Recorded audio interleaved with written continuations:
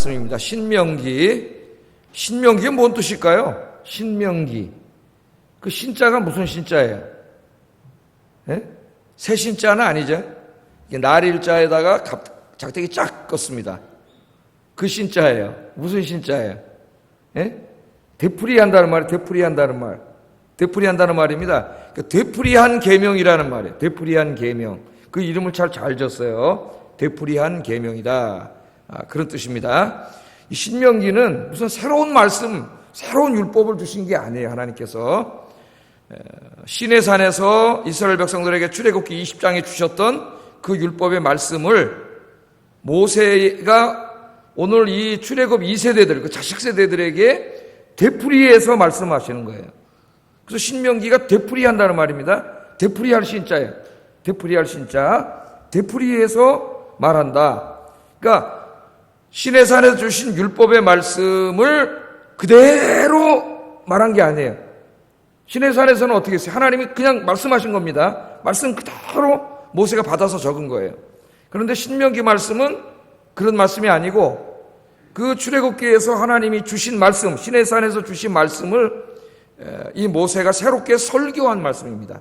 설교, 되풀이해서 설교한 거예요. 새로운 상황에 맞추어서 해석하고 적용한 말씀이 이 신명기 말씀이에요. 그래서 우리말로, 영어로는 이제 디우로나미라 그러는데 우리말로는 신명기라 그랬어요. 되풀이해서 하신 말씀이다. 그런 뜻입니다. 잘 몰랐죠?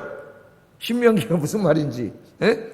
생각을 잘 우리가 안 하고 그냥 신명기 그러니까 여기 새 신자인 줄 알고 새로운 계명 뭐 이렇게 생각하고 있는 사람들이 많은데 되풀이한 말씀이라는 거예요.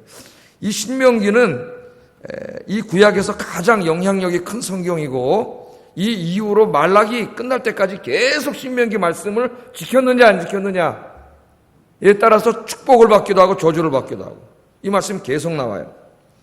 뿐만 아니라 신약에서 신약의 저자들이 가장 많이 인용한 성경이 신명기 말씀입니다. 굉장히 중요한 말씀이죠. 이 말씀 제일 많이 인용된 그런 말씀이에요. 그래서 지금 이제 한번 지도를 한번 보세요. 지도를 이렇게 보시면은 여기 이제 현대 국가 이름도 있죠. 예?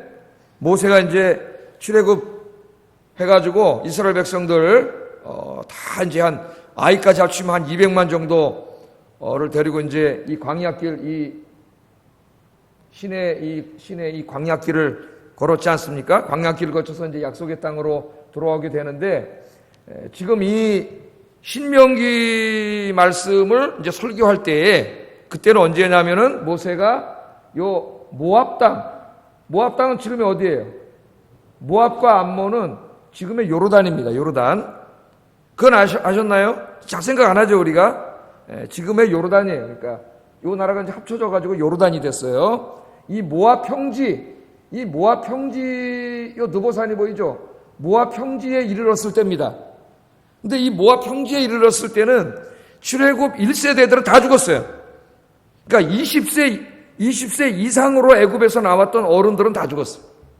어른들 중에서 산 사람 3명밖에 없어요. 20세 이상으로 나온 사람. 누구만 남았어요?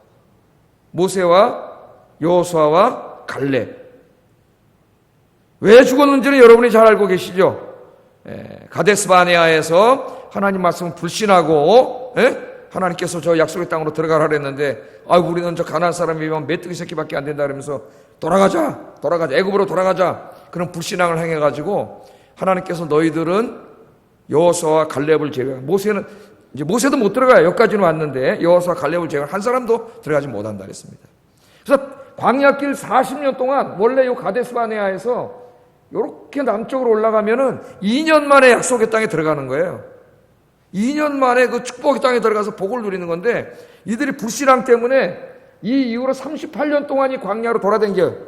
38년 동안 광야로 돌아다니다 다 죽었어요. 거기서 나올 때는 그 축복의 약속의 말씀을 받고 나왔습니다. 가나안 땅으로 인도하시겠다는. 그런데 불신앙으로 말미암아 그 땅에 들어간 자가 없어요. 다 죽었어요. 굉장히 불행한 거죠. 그리고 이제 그 나올 때 20세 이하에 있던 자식 세대들만 남은 거예요. 여기 왔을 때. 이제 이 사람들도 지금 40년이 지났으니까 한번 그때 19살이라 그러면 지금 몇 살 됐겠어요? 59살 됐겠죠. 제 나이 거의 비슷하게 됐고, 그때 10살이었다면은 몇 살 됐을까요?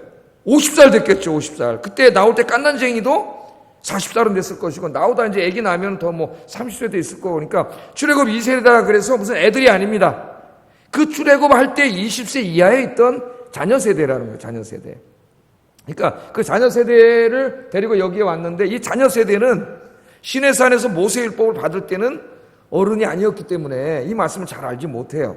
잘 알지 못합니다. 그래서 모세가 이제 이 모압 평지에 왔는데, 모압 평지에 와가지고 어떻게 돼요? 느보산에, 여기 느보산이 보이죠?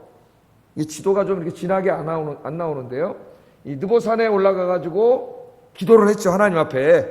예? 느보산에 올라가면은 이 요단강 아닙니까? 요단강 건너편에 이 약속의 땅이 쫙 보여요.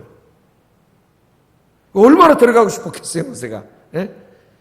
모세가 왜 못 들어갔는지는 제가 여러 번 설교했습니다. 하나님의 영광을 가렸기 때문에 하나님이 모세를 그렇게 사랑했지만 저 땅에 들어가는 축복을 누리지 못했어요. 그러니까 우리가 잘 살아야 됩니다, 여러분. 모세도 이 영광을 누리지 못했어요. 하나님의 영광을 크게 가림으로 말미암아. 그러니까 우리 인생에 하나님의 영광을 크게 가리는 일을 절대로 해서는 안 돼요. 그러니까 느보산에 올라가서 기도했어요. 하나님, 내가 이 백성을 이끌고 저 약속의 땅에 들어갈 수 있게 해주세요. 그랬더니 하나님이 된다 그랬어요? 안 된다 그랬어요? 안 된다 그랬지. 그 일을 다시는 기도하지 말라. 하나님이 이미 결정했어요. 번복되지 않습니다. 다시는 기도하지 말라 그랬어요. 그래서 느보산에 올라가서 기도하다가 그게 아닌 줄 알았습니다. 아, 이제 나는 못 들어가는구나. 그래서 내려와서 이제 그 출애굽 2세대들을 뭐 나이 많은 사람, 제 나이 때 된 사람부터 다 모아놓고 이제 이 조금만 있으면 강만 건너가면 어디예요? 강만 건너가면은 약속의 땅에 하나님 축복의 땅, 가나안 땅이 되는 거예요. 예? 그 땅을 들어가는 겁니다. 강만 건너가면. 그래서 거기에 모아놓고 그 강을 건너가기 전에 모세는 자기는 죽어야 돼요. 이제 저 느보산에 올라갔다 죽어야 되는데 자기는 못 들어갑니다. 여호수아가 이제 이 백성들을 데리고 들어가야 되는데 들어가서 약속의 땅을 점령해 가야 되는 거죠. 예? 그럼 내가 마지막으로 뭘 할 것인가? 예? 자기는 죽는데 모세가 생각을 하다가 저 땅에 들어가는데 두 가지를 생각했어요. 하나는 우리가 왜 저 땅에 들어가야 되느냐? 왜 저기 가서 살아야 되느냐? 이게 중요하죠. 예? 그냥 우리가 남의 살고 있는 땅에 들어가서 전쟁해가지고 남의 땅 뺏고 뭐 그냥 약탈하고 방어하고 뭐 이러려고 들어가는 게 아니잖아요. 왜 우리가 저기 들어가야 되느냐 하는 이것을 가르쳐야 하고, 두 번째는 그 땅에 들어갔을 때 우리가 어떻게 살아야 되느냐 이걸 가르쳐야 돼요. 그래서 모세의 결심은 뭐냐면은 시내산에서 하나님이 주셨던 말씀을, 이 말씀을 알지 못하는 이 세대에게 다시 가르쳐야 되겠다.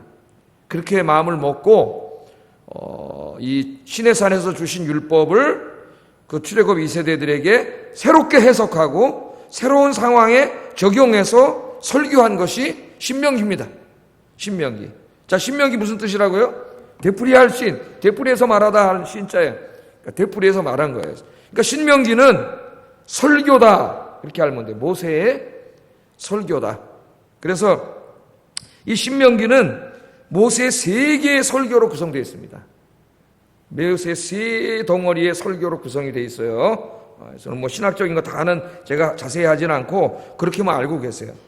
그래서 이 첫 번째 설교는 4장 43절까지. 성경 읽을 때 이렇게 한번 여러분 획을 그어놓으면 읽기가 쉬워요. 1장 1절부터 4장 43절까지가 첫 번째 설교. 두 번째 설교는 4장 44절부터 28장 68절까지 굉장히 길죠. 이게 두 번째 설교예요. 세 번째 설교는 29장 1절부터 30장 20절까지가 세 번째 설교입니다. 그리고 이제 31장 1절부터 34장 12절까지 마지막 모세가 이제 죽기 전에 마지막 순간들이 여기에 기록되어 있어요. 그래서 신명기는 뭐다? 출애굽 자녀 세대들, 하나님 말씀을 직접 듣지 못했던, 그래서 하나님 말씀을 알지 못하는 자녀 세대들에게 모세가 새롭게 해석하고 적용화해서 설교한 율법에 대한 설교다 이렇게 보면 되겠어요. 율법에 대한 설교. 출애굽기에 나오는 율법을 설교한 거다. 그게 신명기다. 그래서 우리나라 성경에는 되풀이 말하다 하는 신자를 써가지고 신명기라 했다.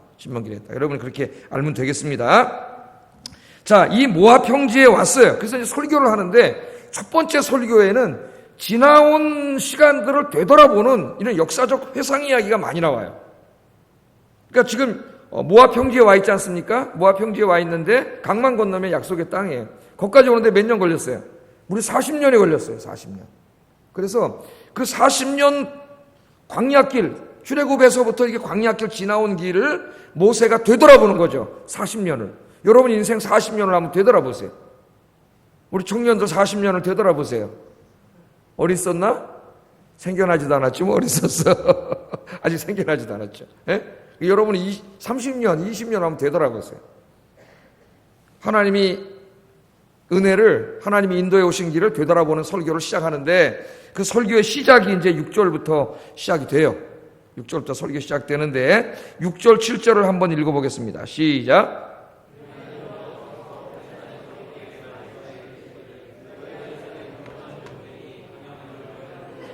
아모리 족속의 산지로 가고 그 근방 곳곳으로 가고 아라바와 산지와 평지와 네겝과 해변과 가나안 족속의 땅과 레바논과 큰 강 유브라데까지 가라. 그렇게 말씀을 하고 있습니다. 그러니까 이 말씀은 호렙산에 있을 때, 호렙산이 무슨 산이에요? 다른 시내산이에요. 같은 산입니다. 호렙산, 시내산. 이것도 헷갈리면 안 돼요. 호렙산. 그러니까 그 시내산에 있을 때 거기서 뭘 받았어요? 십계명을 받았고 율법을 받았죠. 그럼 모세가 지금 출애굽 2세대들에게 모압 평지에서 설교를 하는데 갑자기 38년 전에 그 부모 세대가 시내산에서 하나님의 말씀을 받았던 때를 회상하는 설교를 하는 거예요. 그러니까 제가 지금 38년 전에 우리 아현교회, 지금 38년 전에 저는 여기 없었습니다. 38년 전에도 있었던 분도 계시죠, 여기. 38년 전에 우리 아현교회에 있었던 아주 굉장히 어떤 중요한 사건이 있었다면은 그것을 끄집어내서 설교하는 거죠. 그러니까 제가 오늘 여기를 담임하고 있으니까 제로 말한다면 한 18년 전에 제가 여기 담임 목사를 부임해 왔을 때에 그 이야기를 하면서 하나님 말씀을 증거하는 거예요. 그래서 이제 그게 뭐냐면은 그 시내산에서 율법의 말씀을 받았어요. 거기 몇 개월 동안 있었냐면은 11개월 동안 머물렀습니다. 거의 1년 동안 머물렀어요. 계속 온 게 아니에요. 시내산에 와서 1년 동안, 정확히 말하면 11개월 동안 거기 머무르면서 모세가 올라가서 40일 금식 기도하면서 십계명을 받고 모든 율법의 말씀을 받고 그게 레위기까지, 그 다음에 민수기 10장까지가 다 나와요. 그러니까 출애굽기 20장부터 민수기 10장까지가 하나의 책이야 사실은. 이 시내산에서 11개월 동안 머물면서 하나님께 받은 말씀이에요. 11개월 동안 하나님 말씀을 다 주셨습니다. 그래서 11개월 동안 저 시내산에 있었어요. 그래서 11개월 동안 머무르고 있었는데 하나님께서 찾아오셔서 하신 말씀을 하시는 거예요, 지금. 왜? 지금 상황하고 연결이 되기 때문입니다. 다시 한번 읽어보겠어요. 뭐라고 말씀하셨는지 그때. 시작.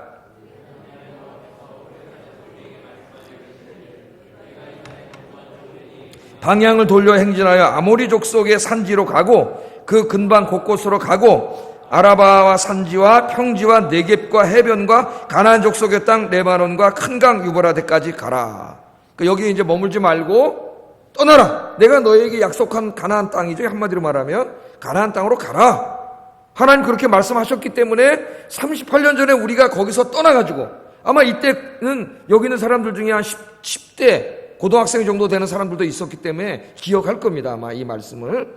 하나님이 떠나라고 해서 우리가 지금 여기까지 왔는데 38년 걸렸다 이거예요. 38년 걸렸다. 그러나 아직 하나님이 가라고 한 곳까지는 못 왔죠. 강 건너야 이제 그쪽인데 그 앞에까지 왔다는. 그래서 왔다는 거예요. 여기까지. 그러니까 지금 생각을 해보세요. 광야길을 200만 명이 계속 지리하게 진짜 사막길을 걷고 있는데 이건 40년입니다. 40년. 예?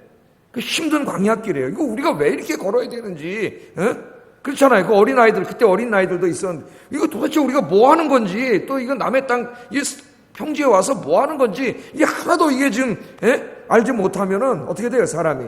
왜 하는지를 알지 못하면 시험 들어요, 사람이. 힘이 빠지고. 이 모세가 하는 말이 뭐냐면, 여기까지 왜 왔느냐? 하나님이 가라 그래서 왔다는 거예요. 하나님이 가라 그래서. 그래서 하나님이 지금 가라고 하신 그 땅이 지금 저 요단강 건너편에 있다. 저까지 있다. 응? 그러니까 여러분, 우리가 첫째 여기서 한번 생각해 볼 것은 뭐냐면은 이제 새해를 맞이하면서 우리가 하나 좀 생각해 봐야 겠습니다. 지금 이스라엘 백성들이 이 광야길 40년을 움직이는데 자기 뜻대로 움직입니까? 하나님 뜻대로 움직입니까? 하나님 뜻대로 움직여요. 하나님이 가라 그러면 가고 서라 그러면 섰습니다. 장막을 쳐라 그러면 멈춰서 장막을 쳤고 11개월 동안 머물러라 그랬더니 거의 1년을 여기서 머물었어요. 11개월 지난 다음에 이제는 가라, 떠나라 그러니까 그들이 그 말씀에 순종해서 떠났다는 거예요. 그래서 신앙생활은 뭐냐? 내 마음대로 하는 게 아닙니다. 에? 어떤 목사님이 옛날에 부흥사 목사님이 그러시더라고요. 여러분 한번 손을 드시는데 정말 오늘부터 새해가 시작됐는데 정말 내 마음껏 한번 내가 정말 예수를 믿고 싶다. 그래서 한번 손 들어보세요.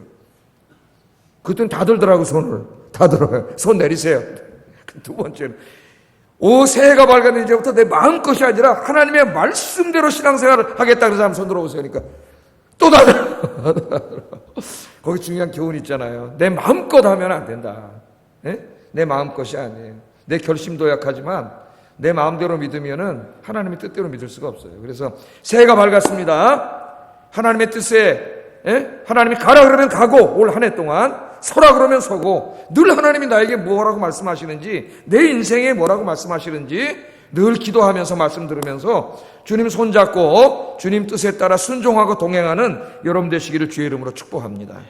이게 중요해요. 새해 오늘 기도하세요. 그렇게 이따가 자기 개인과 가정을 위해서 기도할 때 그렇게 기도하세요. 우리 2020년은 정말 주님 손잡고 주님 가라 그러면 가고 서라 그러면 서고 그렇게 정말 한 걸음 한 걸음 주님과 가게 해주세요. 오늘 첫 번째 그 얘기를 합니다. 자, 그러면서 이 하나님께서 가야 할 땅의 경계를 여기 보면은 지금 그 가서 차지해야 될 땅의 경계를 다 정해 주셨어요. 하나님이. 예? 거기 가면 땅이 많습니다. 사람들이 살고 있지만 욕심이 나면 어떻게 돼요?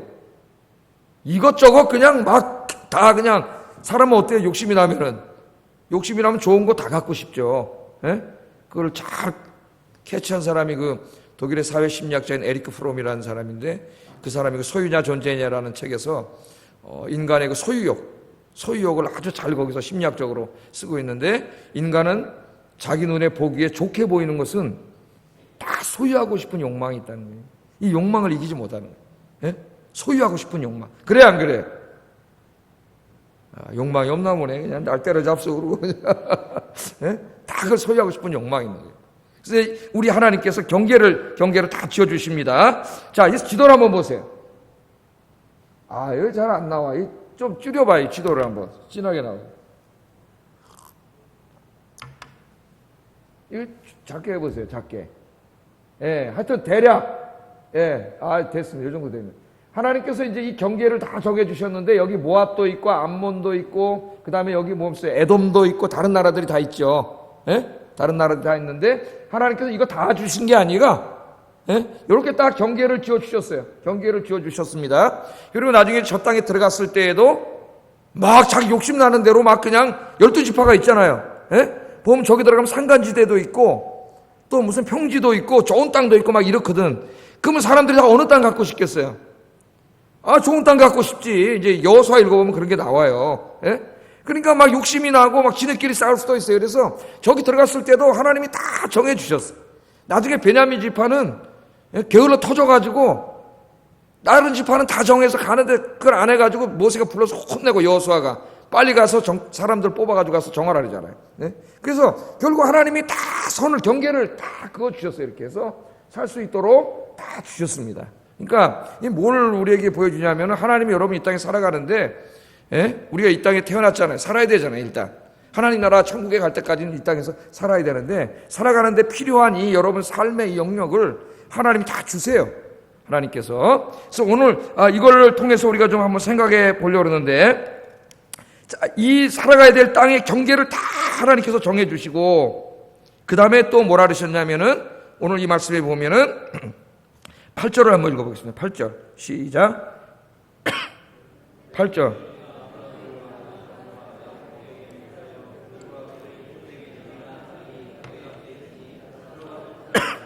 예, 잘 보세요. 들어가서 그 땅을 차지하라 그랬습니다. 차지하라. 제가 오늘 설교 제목을 어떻게 정했냐면 아까 말씀 안 드리고 했는데 우리 인생은 하나님의 선물이면서 동시에 사명입니다. 이렇게 주제를 정했습니다. 여러분이 이 땅에 태어나셔서 이렇게 살아가시는데 여러분 인생 이렇게 태어나신 거 그 자체가 하나님의 선물이에요. 은혜예요. 태어나지 않았으면 영혼이 없어요, 여러분. 예? 선물인데 그 인생을 살아가는 것 그것이 또한 선물이면서 사명이에요. 내가 감당해야 될 사명입니다. 왜냐하면 하나님은 우리 모두를 향하여 하나님의 어떤 비전을 가지고 계세요. 그래서 우리 인생은 사명이에요.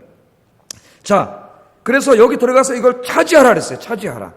그래서 여기서 우리가 한번 좀 생각해 볼 게 있는데 첫 번째는 오늘 설교 제목인 것처럼 우리의 이 하나님이 우리에게 주신 땅은 선물이면서 동시에 사명이라고 하는 겁니다. 사명이다.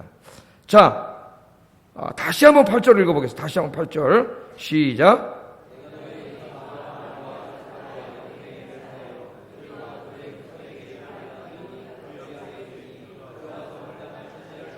예. 자, 하나님이 경계는 다 지어주고 이렇게 해서 12지파가 들어가서 전체적인 나라의 경계를 지어주고 지파마다 경계를 다 지어줬지만 그 땅을 그냥 그래서 하나님이 능력으로 다 가난한 사람들을 하나님이 그냥 초자연적인 능력으로 다 때려부시고 자, 너 여기 가서 살아. 그렇게 하지 않으셨어요.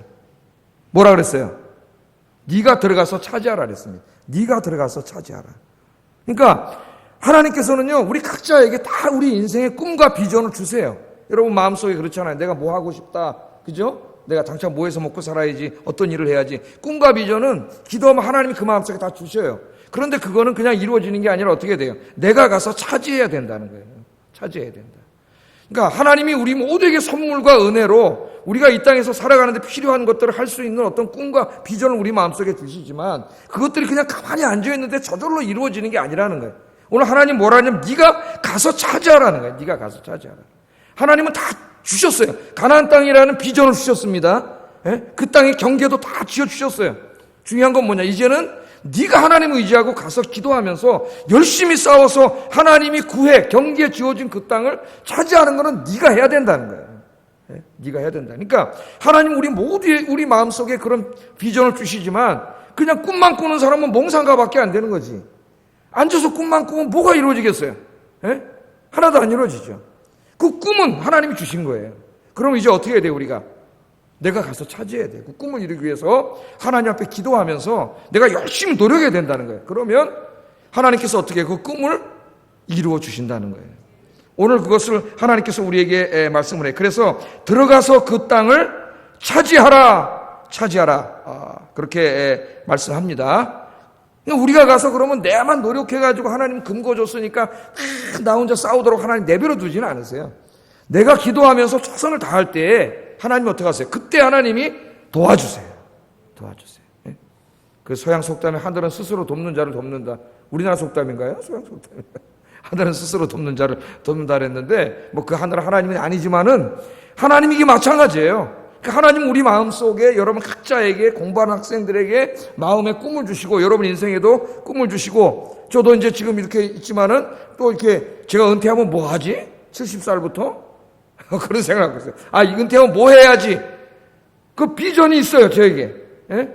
그 꿈을 주신 분은 누구예요? 하나님이시죠. 그 꿈을 이루려면 지금부터 뭔가를 준비해야 될 것들이 있어요. 그러니까 내가 그 꿈만 꾼다고 내가 은퇴한다면 그걸 할 수 있는 건 아니에요. 그 꿈은 하나님이 주신 틀림없는 은혜와 선물이지만 그것을 이루기 위해서는 내가 기도하면서 모든 걸 준비하고 노력해야 돼.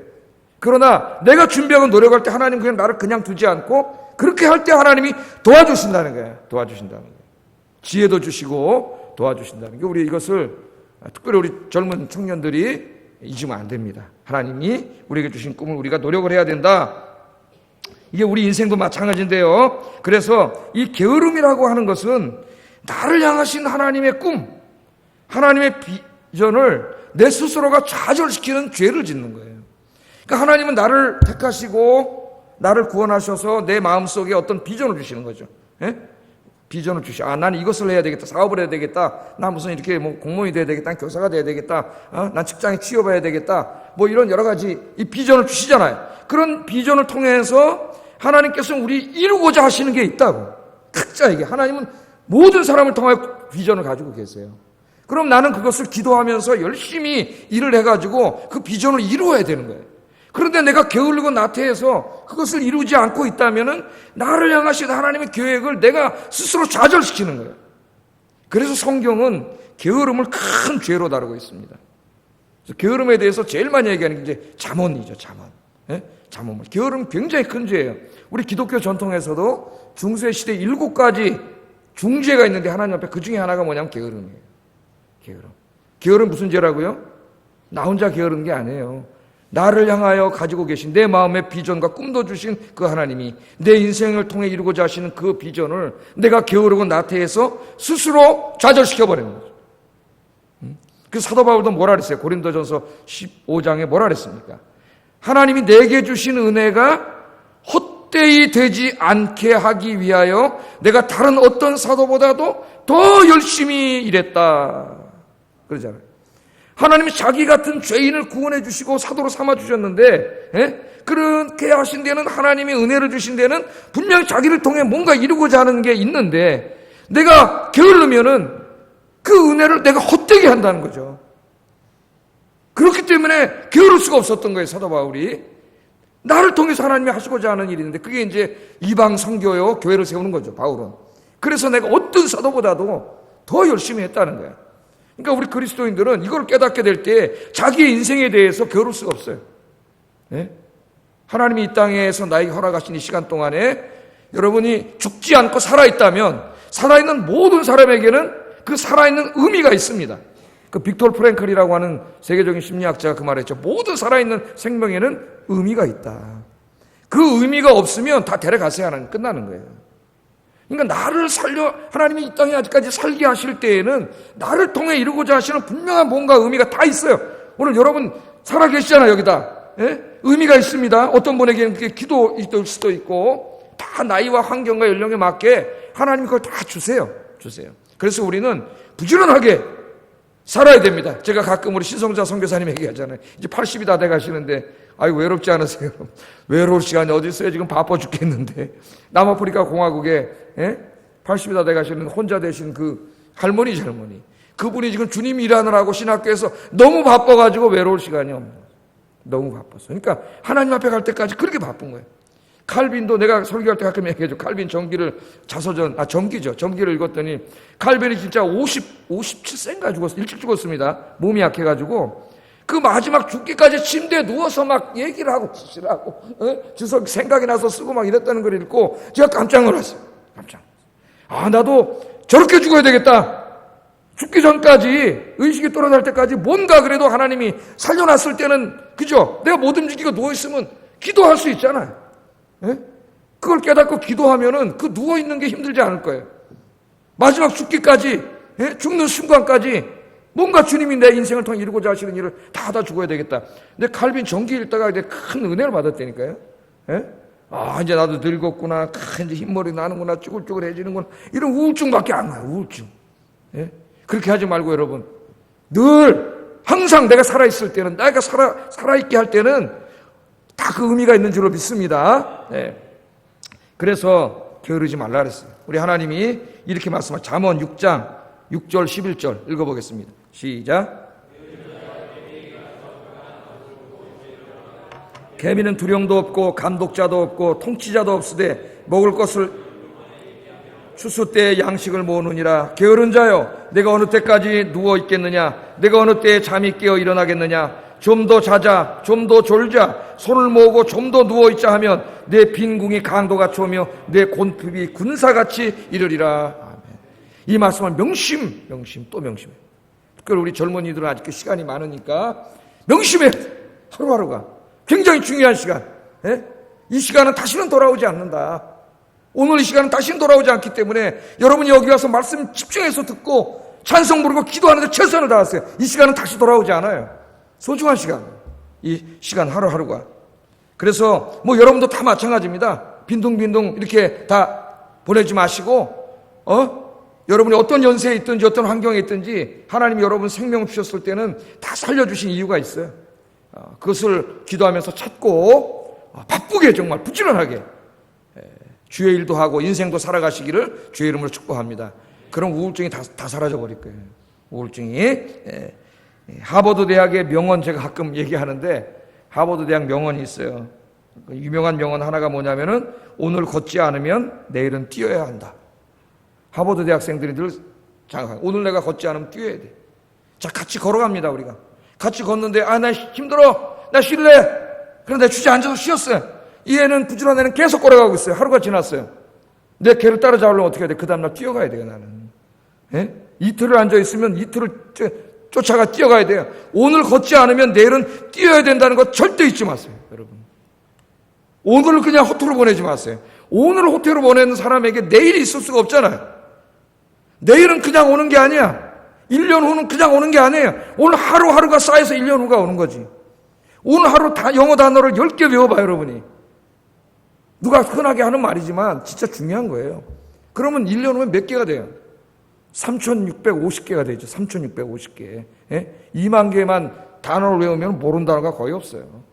미국의 대학원 시험 버키브러리 33,000입니다. 33,000개.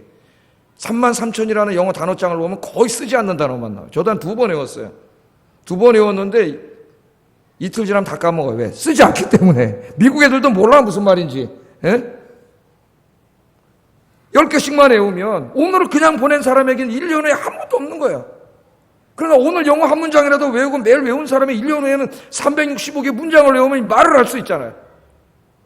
오늘을 보낸 사람에게 아무것도 없는 거. 오늘 여러분 인생도 마찬가지입니다. 성경을 오늘 읽는데 오늘부터 3장씩 읽으면 1년 후면 한 권을 다 읽는데 게을러가지고 안 읽어.